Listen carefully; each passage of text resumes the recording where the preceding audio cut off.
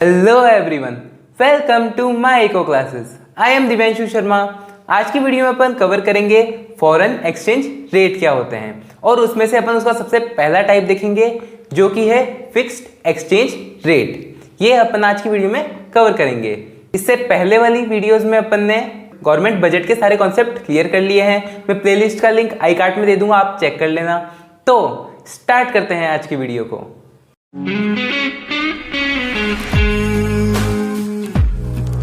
Start करते हैं अपन foreign exchange rate से। इसके अंदर अपन अभी देखेंगे फिक्स्ड एक्सचेंज रेट क्या होता है। ठीक है, फॉरेन एक्सचेंज रेट समझने से पहले आप ये समझो फॉरेन एक्सचेंज का मतलब क्या होता है। ठीक है, फॉरेन एक्सचेंज मतलब अपन को फॉरेन से कोई भी चीज़ एक्सचेंज करनी है। ठीक है, अपन इसमें क्या इस बात का लेते हैं, मनी के टर्म में लेते हैं कि अपन को फॉरेन मनी से अपना मनी डोमेस्टिक मनी एक्सचेंज करना है। क्या करना है? एक्सचेंज करना है। ठीक है, ये अपन देखेंगे मेन। अब अपन बात करते हैं फॉरेन एक्सचेंज क्या होता है। Foreign exchange refers to all the currencies of the rest of the world other than the domestic currency of country. मतलब अपनी डोमेस्टिक करेंसी को छोड़ के, मतलब जैसे अपनी डोमेस्टिक कंट्री क्या है? इंडिया है और अपने क्या चलता है? रुपीस चलता है। तो अपने रुपीस को छोड़ के बाकी जो भी कंट्री है उनके जो भी मनी है, जैसे डॉलर हो गया या फिर पाउंड हो गया, ये सब जो भी है, या फिर दिनार हो गया। ठीक है, ये सारी जो भी चीज़ है, ये जो भी सारी करेंसी है, उन सब करेंसी को अपन क्या बोलेंगे? फॉरेन एक्सचेंज बोलेंगे। समझ गए इस बात को? कोई दिक्कत नहीं है। अब अपन बात करते हैं फॉरेन एक्सचेंज रेट। रेट मतलब जिस रेट पे फॉरेन करेंसी को अपन एक्सचेंज कर सकते हैं वो क्या हो जाएगी? फॉरेन एक्सचेंज रेट हो जाएगी। ठीक है, foreign exchange rate is defined as the price of the domestic currency with respect to another currency. मतलब अपनी कितने रुपए लगेंगे अपन को अगर डॉलर बाय करना है या पाउंड बाय करना है उसमें। ठीक है, the purpose of foreign exchange is to compare one currency with another. इसका मेन मोटिव क्या होता है? अपनी करेंसी को दूसरे करेंसी से कंपेयर करना। वो क्या होता है? इसका एक मेन कारण होता है for showing there relative value. ठीक है, समझ गए? फॉरेन एक्सचेंज रेट यानी अपनी इंडिया की करेंसी को दूसरी कंट्री की करेंसी से कंपेयर करना, देखना, और अगर जिस पे अगर अपन को एक्सचेंज करना है वो रेट देखना। वो क्या हो जाएगा? फॉरेन एक्सचेंज रेट हो जाएगा। Foreign exchange rate can also be set to the rate at which one currency is exchange with another. मतलब एक करेंसी दूसरी करेंसी से जब अपन एक्सचेंज करते हैं वो किस रेट पे करते हैं, वो क्या हो जाएगा? फॉरेन एक्सचेंज रेट हो जाएगा। समझ गए इस बात को? अब अपन चलते हैं इसके कुछ टाइप्स पे, टाइप्स ऑफ एक्सचेंज रेट। सबसे पहले अपन देखते हैं फिक्स्ड एक्सचेंज रेट सिस्टम, जिसको अपन क्या कह सकते हैं? Packed exchange rate system. फिर अपन बात करते हैं फ्लेक्सिबल एक्सचेंज रेट, जिसको अपन और कह सकते हैं फ्लोटिंग एक्सचेंज रेट सिस्टम। फिर अपन बात करते हैं third, managed floating rate system. ठीक है, फिक्स्ड एक्सचेंज रेट में जो भी एक्सचेंज रेट होती है वो गवर्नमेंट डिसाइड करती है। ठीक है, इसके अंदर मार्केट फोर्स डिसाइड करती है। मार्केट फोर्स मतलब डिमांड और सप्लाई। और इसके अंदर जो भी मार्केट फोर्स डिसाइड करती है उसको मैनेज करना किसके द्वारा? गवर्नमेंट के द्वारा। ये सारी चीजें अपन देखते हैं। आज अपन सिर्फ ये देखेंगे कि गवर्नमेंट एक्सचेंज रेट कैसे डिसाइड करती है। ठीक है, वो आज अपन को देखना है, यानी पैक्ड एक्सचेंज रेट। उसके अंदर अपन देखते हैं फिक्स्ड एक्सचेंज रेट यानी pegged exchange rate, the system of exchange rate in which exchange rate is officially declared as a fixed by the government. इसके अंदर अपन क्या देखते हैं? जो भी एक्सचेंज रेट होती है वो फिक्स की जाती है। किसके द्वारा? गवर्नमेंट के द्वारा। उसको अपन क्या बोलेंगे? Fixed exchange rate system. समझ गए इस बात को? मतलब जो भी चीजें होगी वो गवर्नमेंट फिक्स करेगी। अब अपन बात करते हैं fixed exchange rate has been associated with gold standard system. अपन ने पहले कभी बात करी होगी, आपने सुना होगा कि अपन जो नोट छापते हैं, जैसे आरबीआई अपने इंडिया में नोट छापता है, यानी किसी भी कंट्री की सेंट्रल बैंक नोट छापती है। तो अपन ने ये देखा है कि नोट छापते हैं ऐसे अंधाधुंध नोट नहीं छापते। ठीक है, अपन को नोट छापने के लिए किसी चीज की जरूरत पड़ती है, वो क्या होता है, गोल्ड की, जो अपन को अपने रिजर्व में रखना पड़ता है। ठीक है, और या तो अपन बात कर सकते हैं फॉरेन करेंसी भी, फॉरेन करेंसी भी अपन को रिजर्व में रखनी पड़ती है, या तो गोल्ड रख लो या फॉरेन करेंसी रख लो, मतलब ऐसी चीजें अपन बात करते हैं कि मतलब जितना भी अपने मार्केट में पैसा है उसकी सिक्योरिटी का कुछ चीजें अपने आरबीआई के पास रखा हुआ है। समझ गए इस बात को? तो या तो आप गोल्ड रख लो या फॉरेन करेंसी रख लो या फिर दोनों का मिक्सचर रख लो, कुछ भी कह सकते हैं। बाकी जब अपन बात करते हैं फिक्स्ड एक्सचेंज रेट की, इसके अंदर अपन गोल्ड और फॉरेन करेंसी रखते हैं। ठीक है, इसके अंदर क्या होता है, according to this system the value of currency is determined in terms of gold according to the ratio between gold and the value of two currency was fixed as an exchange rate between those countries. इसको समझने से पहले एक example समझो। Example क्या है अपना, अपन को क्या निकालनी है, एक्सचेंज रेट निकालनी है। कंट्री ए ले लेते हैं अपन रुपीज और कंट्री बी ले लेते हैं अपन डॉलर। ठीक है, ये अपन ले लेते हैं और अपन को स्टैंडर्ड क्या रखना है, गोल्ड रखना है। एक बार अपन रख लेते हैं गोल्ड, एक बार अपन रख लेते हैं कोई भी एक फॉरेन करेंसी। तो सबसे पहले अगर अपन बात करें गोल्ड की, गोल्ड अपन को रखना है तो अपन को कुछ मान के चलना पड़ेगा। जैसे अगर अपन रुपीज़ को मान के चलें, रुपीज़ 830 रुपीज़ में 1 ग्राम गोल्ड आता है। ठीक है, ये मान लो। ठीक है, इतने सस्ते में नहीं आ रहा है अभी, बट अपन एक बार मान के चलते हैं। और अपन देख रहे हैं यूएस डॉलर, गोल्ड, डॉलर की बात करें डॉलर, तो यानी $10 में 1 ग्राम गोल्ड आ रहा है। ये अपन ने मान के चल दिया। अब अपन को क्या करना है, एक्सचेंज रेट डिसाइड करनी है ए कंट्री से बी कंट्री की। ठीक है, वो कैसे करेंगे, सबसे पहले एक देखो कि 1 ग्राम गोल्ड किसके बराबर है, 830 रुपीज़ के बराबर है, और 1 ग्राम गोल्ड $10 के बराबर है। ये अपन ने यहाँ तक समझ में आ चुका है। अब अपन देख रहे हैं कि अपन को एक्सचेंज रेट कैसे डिटरमाइन करनी है। तो एक्सचेंज रेट डिटरमाइन करने के लिए अपन क्या कर सकते हैं, अपन को क्या करना है, इन दोनों को आमने सामने रखना पड़ेगा। 830 रुपीज़ कितने के बराबर हो गए, $10 के बराबर हो गए।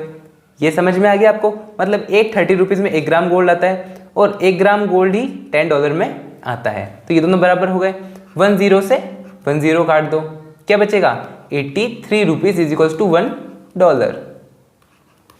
ठीक है, तो मतलब 83 रुपीज़ अगर अपन देंगे तो अपने पास $1 आएगा।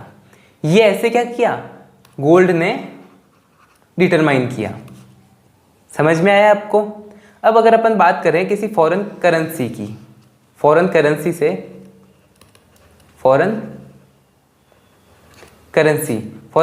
कैसे करते हैं, फॉरेन करेंसी से भी ऐसे ही करते हैं।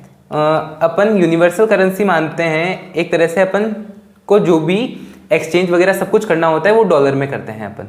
ठीक है, तो अपन गोल्ड की जगह क्या रखेंगे, डॉलर रखेंगे, यानी $1 इज इक्वल्स टू 83 रुपीज़। ठीक है, $1 लेने के लिए अपन को 83 रुपीज़ लगेंगे अगर किसी और कंट्री से करना है, और वही $1 लेने के लिए पाउंड में कितने लगेंगे, 1.27 पाउंड लगेंगे $1 को लेने के लिए। अब अपन को क्या करना है, ट्रेड करना है रुपीज़ से पाउंड में, मतलब अपन को एक्सचेंज करना है। ठीक है, तो अपन क्या कर सकते हैं, 83 इंटू 1.27 करेंगे तो अपना आंसर क्या आ जाएगा, 105 और 40 और कुछ। ठीक है, तो ये अपना आ जाएगा कि मतलब अपन को क्या करना पड़ेगा, 1 पाउंड लेने के लिए अपन को 105.4 रुपये देने पड़ेंगे। तो इस हिसाब से अपना क्या होता है, फॉरेन एक्सचेंज रेट डिटरमाइन होता है। ठीक है, जो भी अपन फॉरेन से करेंगे। तो ये हो गया फॉरेन करेंसी से और ये हो गया गोल्ड से, ऐसे अपन कर सकते हैं। समझ में आ गया है आपको, इजी है। अब अपन देखते हैं यही चीज, अकॉर्डिंग टू दिस सिस्टम, इस सिस्टम के अनुसार the value of currency is determined in the terms of gold. Gold की टर्म्स में निकालते हैं, जैसे कि अपन ने ये निकाला, गोल्ड की टर्म्स में निकाला, क्या आया कि $1 इज इक्वल्स टू 83 रुपीज़। आ गया था गोल्ड के टर्म में। और according to the ratio between gold value of two countries was fixed as an exchange rate between those countries. मतलब जब अपन ने 1 ग्राम गोल्ड लिया, 1 ग्राम गोल्ड 830 रुपीज़ में आता था और 1 ग्राम गोल्ड यहाँ पे $10 में आ रहा था। अब इससे ही अपन ने डिसाइड कर लिया कि $1 83 रुपीज़ के बराबर होगा। गोल्ड के टर्म्स में किया ना अपन ने, इसलिए तो गोल्ड के टर्म्स में अपन ऐसे डिटरमाइन करते हैं। समझ गए होंगे आप फिक्स्ड एक्सचेंज रेट सिस्टम कैसे वर्क करता है। अब अपन एक नेक्स्ट चीज़ देखते हैं, डीवैल्यूएशन और रिवैल्यूएशन ऑफ मनी। मतलब मनी को डीवैल्यूएट करना। डीवैल्यूएट डीमोटिवेशन से समझो, यानी गिराना, यानी अपनी करेंसी को घटाना, कम करना। रिवैल्यूएशन यानी बढ़ाना। रिवैल्यूएट करना मतलब किसी चीज़ों की वैल्यू को बढ़ाना। डीवैल्यूएट समझ गए आप, रिवैल्यूएट समझ गए, मतलब अपनी करेंसी को या तो कम करना या बढ़ाना। अब वो क्यों करते हैं अपन, एक्सपोर्ट और इंपोर्ट, इन दोनों चीज़ों को बढ़ाने या कम करने के लिए। या फिर ऐसे भी अपन मान सकते हैं कि अपन को अगर अपना फॉरेन रिजर्व बढ़ाना है उसके लिए भी अपन कर सकते हैं, वो एक अलग टॉपिक है। अपन को सिर्फ ये देखना है अपन मनी को डीवैल्यूएट और रिवैल्यूएट कैसे करते हैं। जब अपन बात कर रहे हैं फिक्स्ड की तो ये भी क्या है, फिक्स्ड के अंदर आता है, फिक्स्ड एक्सचेंज रेट में आता है, जो किसके द्वारा किया जाता है, गवर्नमेंट के द्वारा किया जाता है, गवर्नमेंट के द्वारा किया जाता है। डीवैल्यूएशन ऑफ करेंसी क्या होती है, devaluation refers to the decrease in the value of domestic currency, मतलब अपनी करेंसी को गिरा देना, यानी थोड़ा कम कर देना। वो कैसे देख सकते हैं, जैसे अगर अपन मानो $1 इज इक्वल्स टू 83 रुपीज़ है, ठीक है। अब अपन ने क्या कर दिया, $1 इज इक्वल्स टू 90 रुपीज़ कर दिया। मतलब अगर पहले $1 में 83 रुपीज़ की चीज़ आती थी इंडिया से, अब वही $1 में 90 रुपीज़ की चीज़ आ जाएगी। इससे क्या हो जाएगा, एक्सपोर्ट बढ़ जाएगा, एक्सपोर्ट बढ़ जाएगा, इंक्रीज हो जाएगा। समझ गए। तो इन terms of foreign currency by the government, ये किसके द्वारा किया जाता है, गवर्नमेंट के द्वारा किया जाता है एक्सपोर्ट बढ़ाने के लिए। समझ गए। और इससे अपन ये भी कह सकते हैं कि अपने इंडिया में थोड़ी बहुत फॉरेन करेंसी आ जाएगी। It is a part of fixed exchange rate. ये किसका पार्ट है, फिक्स्ड एक्सचेंज रेट का पार्ट है, इसलिए अपन आज की वीडियो में अपन इसको कवर कर रहे हैं। फिर अपन बात करते हैं रिवैल्यूएशन, यानी जो अपनी वैल्यू गिर गई थी उसको रिवैल्यूएट करना, यानी उसकी वैल्यू वापस बढ़ाना। Revaluation refer to the increase in the value of domestic currency by the central government. It is a part of fixed exchange rate. ये भी क्या है, फिक्स्ड एक्सचेंज रेट का पार्ट है। इससे क्या कर सकते हैं अपन, अब देखो, अगर पहले क्या था, 83 रुपीज़ में $1 आता था, अब क्या किया, 75 रुपीज़ में $1 आएगा, ठीक है। तो पहले क्या होता था, $1 में 83 रुपीज़ की चीज़ें जाती थी, अब $1 में 75 रुपीज़ की चीज़ें ही जा रही है, तो यानी एक्सपोर्ट डिक्रीज हो गया। और अपन अगर इंपोर्ट की बात करें कि पहले अपन 83 रुपीज़ में $1 की चीज़ ले सकते थे, ठीक है, अब अपन 75 रुपीज़ में $1 की चीज़ ले सकते हैं, तो इससे क्या हो गया, इंपोर्ट इंक्रीज हो गया। अपन सिर्फ अपनी कंट्री के रेफरेंस में बात कर रहे हैं, मतलब इंडिया की अगर रुपीज़ की वैल्यू 75 हो जाती है तो अपन ज़्यादा चीज़ें इंपोर्ट कर पाएंगे। और अगर बढ़ जाती है 83 से 90 हो जाती है, $1 इज इक्वल्स टू 90 रुपीज़ हो जाता है, तो क्या होगा, एक्सपोर्ट बढ़ जाएगा और उससे इंपोर्ट, इससे इंपोर्ट क्या होगा, कम हो जाएगा, इंपोर्ट डिक्रीज हो जाएगा। समझ गए। ऐसे क्या होता है, रिवैल्यूएशन डिवैल्यूएशन वर्क करता है।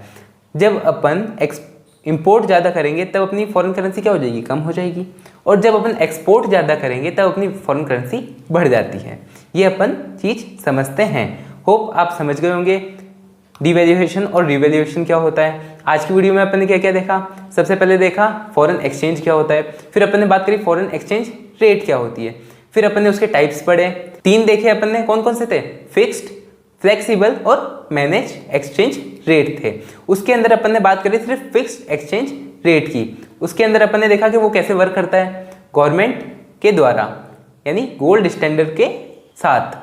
फिर अपन ने उसमें देखा रिवैल्यूएशन और डिवैल्यूएशन ऑफ करेंसी आता है, जो भी किसके द्वारा किया जाता है, गवर्नमेंट के द्वारा किया जाता है, ठीक है। अगर डिवैल्यूएशन मतलब क्या होता है, अब अपनी करेंसी की वैल्यू को घटाना, डीवैल्यूएट करना। डीवैल्यूएट का आप ऐसे समझ लो डीमोटिवेट करना। डीमोटिवेट अगर अपन किसी इंसान को करते हैं तो उससे क्या होता है, वो कम हो जाता है, घट जाता है ना। ऐसे ही अपनी क्या होती है, करेंसी कम हो जाती है।